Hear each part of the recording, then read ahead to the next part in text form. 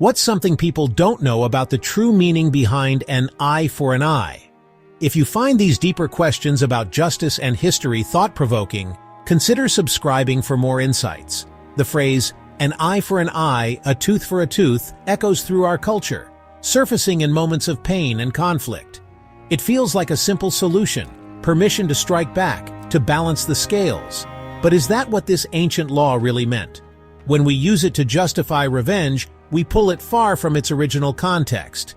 The idea of getting even is powerful, but does it bring true justice? Family feuds and neighborhood disputes show us that retaliation only deepens wounds. So, are we reading this text correctly, or have we stripped it of its true meaning? To understand, we must step into the world of ancient Israel and explore the legal landscape where this law was born. Only then can we see that an eye for an eye was not a command for revenge, but a principle to limit violence and protect the vulnerable. It was a radical call to justice, not a license for endless payback. Picture ancient Israel, a tribal society without police or modern courts. Justice was personal, often handled by family elders, and could quickly spiral into violence. Blood vengeance was the norm. An injury to one was an attack on the whole clan. Retaliation could escalate into generations-long feuds, tearing communities apart. Into this chaos, God gave laws to Moses, rules to move people from raw revenge to fair, predictable justice. These laws aimed to restrain extreme reactions and protect the weak from the powerful. Without them, minor insults could lead to brutal beatings, and theft could mean death. The strong dominated, and justice depended on your family's might. God's law, an eye for an eye, entered this world to set limits and create order. It was a safeguard against the chaos of unchecked anger. The law was a blueprint for a new society rooted in fairness and mercy. It was a call to break the cycle of violence and build a just community.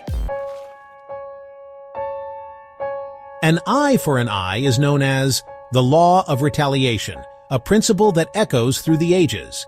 It meant the punishment should match the crime, not exceed it. The idea was to set clear boundaries, no more, no less. To us, it may sound harsh, but in its time, it was a leap toward fairness. Before this, punishments could be wildly out of proportion, driven by anger or power. Other ancient codes had similar ideas, but this law was about objectivity, not emotion. It was a deliberate move away from vengeance. It shifted justice from personal vendetta to community judgment. Instead of endless feuds, there was a process, a chance for reason to prevail. The law applied equally, regardless of wealth or status, a revolutionary idea for its era, when privilege often meant immunity. No one could buy their way out of justice, and the poor were protected from exploitation. This was a safeguard for the vulnerable. Importantly, the law of retaliation was for judges, not individuals seeking revenge. It was a system, not a license for personal retribution. If wronged, you brought your case to the elders, who decided the penalty. This ensured that decisions were made with care and wisdom. This process removed justice from the hands of the angry and placed it with impartial judges. It was a way to cool tempers and prevent rash acts.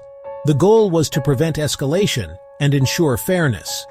By setting limits, the law aimed to stop violence from spiraling out of control. The law was a check on rage, not a tool for it. It was designed to protect society from the destructive force of unchecked revenge. It was about restoring balance, not fueling cycles of harm. Justice meant healing, not perpetuating pain. In this way, an eye for an eye was a foundation for a just society, one where fairness, order, and restraint could take root and grow. The genius of an eye for an eye was its restraint. It limited vengeance. The law drew a line. Punishment could not exceed the crime. If someone took your eye, you couldn't take their life or destroy their family. This principle of proportionality was a radical act of mercy. It protected offenders from excessive punishment and forced the community to respond justly. Many scholars believe the law was often applied as financial compensation, not literal mutilation. The value of an eye or tooth was assessed, and the offender paid accordingly. This promoted restoration over retribution, healing over harm. The law was a gift of grace, designed to stop endless cycles of violence. It taught that justice restores balance, not personal rage. It protected both victim and perpetrator from the destructive power of anger. An eye for an eye was a step toward God's vision of justice, measured, fair, and merciful. It was a call to build a society where justice healed, not harmed. To truly grasp how radical the biblical law was for its time, we need to look back and compare it to Hammurabi's Code, the famous legal code from ancient Babylon that predates the Bible by centuries. Hammurabi's laws are often remembered for the phrase, "an eye for an eye." But in reality, this principle was only applied to nobles. Commoners and slaves received far less, often just monetary compensation or lesser penalties.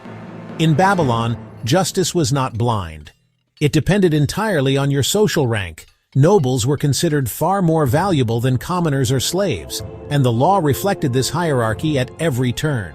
The biblical law, by contrast, made no such distinctions between people. It did not divide society into classes when it came to justice. An eye for an eye in the Torah applied equally to everyone, rich or poor, landowner or servant, native-born or foreigner. No one was above or beneath the law. This was a revolutionary declaration of human dignity and equality unheard of in the ancient world, where most legal systems favored the powerful. In God's law, every person's eye had the same value, regardless of their background, wealth, or status. Justice was not for sale, nor was it reserved for the powerful or the privileged. The law was meant to be a shield for all.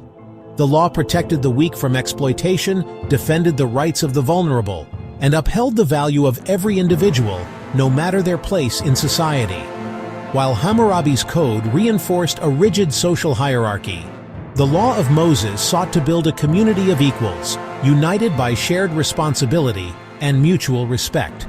The biblical vision was not just about maintaining order, but about reflecting God's justice and righteousness in every aspect of life. An eye for an eye became a cornerstone of this vision, ensuring that equal justice was not just an ideal, but a lived reality for all. It was a bold and transformative step toward a society shaped by compassion, fairness, and the belief that every human life is precious. God's law was never just a set of rules. It was an expression of His desire for a just, compassionate society. An eye for an eye was part of a larger framework that protected the vulnerable and prioritized restoration. Other laws required caring for the poor, forgiving debts, and treating immigrants and orphans with dignity. The goal was always restoration, not punishment for its own sake. Financial compensation often replaced physical retribution, aiming to heal rather than harm. The law sought to bring shalom, peace, and wholeness to the community. An eye for an eye set a floor and ceiling for justice, preventing both excessive punishment and unchecked revenge. It pointed toward a higher ideal, a community built on love, mercy, and restoration. God's law reflected His heart, gracious, compassionate, and rich in love. Justice was always meant to serve life and healing, not destruction. Centuries later, Jesus addressed the ancient law of an eye for an eye in His famous Sermon on the Mount, a moment that would forever reshape how people understood justice and mercy. He said, "You have heard it said, an eye for an eye, but I say to you, do not resist an evil person. If anyone slaps you on the right cheek, turn to them the other also." With these words, Jesus challenged His listeners to rethink their instincts for payback.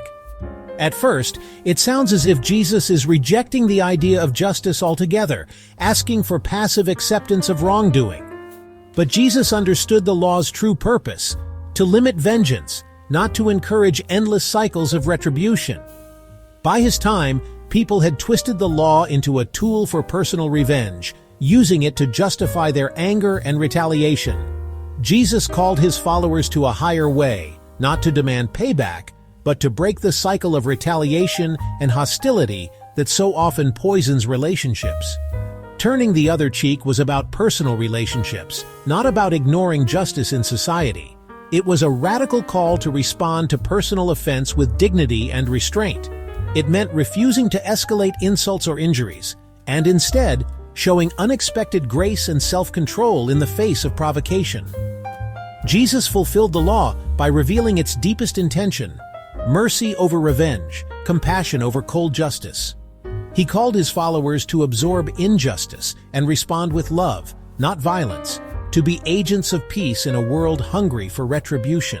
This was not weakness, but a profound strength, the power to choose forgiveness over bitterness, to rise above the urge for revenge.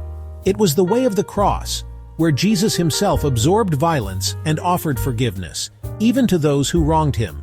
In this, he showed the ultimate fulfillment of God's justice and mercy, inviting all to follow in his footsteps and transform the world through radical love. What does an eye for an eye mean for us today? The urge for revenge is still strong, in road rage, bitter disputes, and global conflicts. Both the Old Testament and Jesus challenge us to seek justice shaped by mercy and aimed at restoration. In our personal lives, we're called to forgive, turn the other cheek, and break cycles of bitterness. This is hard, but it leads to freedom and peace. Forgiveness releases us from the burden of anger and opens the door to healing. Publicly, the principle reminds us that justice should be fair and proportional. Our systems should not favor the powerful, but seek to restore victims and rehabilitate offenders. True justice is not about retribution, but about healing communities. We are called to hold justice and mercy together, in our hearts and in our laws. Let's resist the urge for personal vengeance and build systems that reflect God's heart. This is the path to a world where justice and compassion flow together. Gracious God, we come before you with humble hearts, seeking your wisdom and your love. Teach us to let go of the urge for revenge and to embrace the gift of forgiveness you have shown us through Jesus. Help us to break the cycles of anger and hurt and to respond with grace instead of retaliation. Guide us on the path of your kingdom, where justice brings healing and peace, not harm. When we are tempted to get even, give us the strength to choose compassion and mercy. Inspire us to practice forgiveness, to seek justice that restores, and to love as you love. May we release bitterness and anger and embrace your heart of restoration and peace. Grant us the courage to love our enemies and to overcome evil with good. Lead us to build communities and systems that are fair, compassionate, and restorative. May your Spirit guide us toward healing, hope, and the promise of new beginnings.